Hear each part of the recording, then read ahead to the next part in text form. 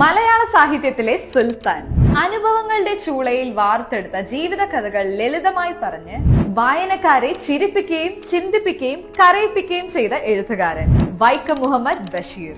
1908 ജനുവരി 21 തിരുവിതാംകൂറിലെ തലയോലപ്പറമ്പിൽ ജനനം. സ്കൂൾ വിദ്യാർത്ഥിയായിരിക്കെ വൈക്കം സത്യാഗ്രഹത്തിനെത്തിയ ഗാന്ധിജിയെ നേരിൽ കണ്ടത് ബഷീറിന്റെ ജീവിതത്തിലെ വഴിത്തിരിവായി. സ്വാതന്ത്ര്യ സമരത്തിൽ പങ്കെടുത്ത് ജയിലിലായ അദ്ദേഹം അറസ്റ്റ് വാറന്റിൽ നിന്ന് രക്ഷപ്പെടാൻ ഇന്ത്യയൊട്ടാകെ വർഷങ്ങൾ അലഞ്ഞു തിരിഞ്ഞു.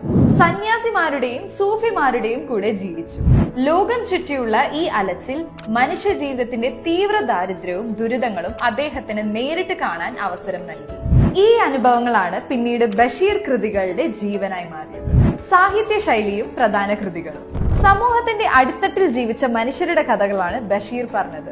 ജയിൽ പുള്ളികളും വേശ്യകളും ഭിക്ഷക്കാരും ഉൾപ്പെട്ടതായിരുന്നു അദ്ദേഹത്തിന്റെ ലോകം. ഹാസ്യത്തിൽ ഒളിപ്പിച്ച വിമർശനങ്ങളും തനത് ശൈലിയും ബഷീർ സാഹിത്യത്തെ ജനകീയമാക്കി. ബാല്യകാലസഖി, എന്റെ ഉപ്പുപ്പാക്കൊരാനുണ്ടാർന്ന്, പാത്തുമ്മയുടെ ആട്, മതിലുകൾ, പ്രേമലേഖനം തുടങ്ങി നിരവധി കൃതികൾ അദ്ദേഹത്തെ മലയാളത്തിന്റെ പ്രിയങ്കരനാക്കി.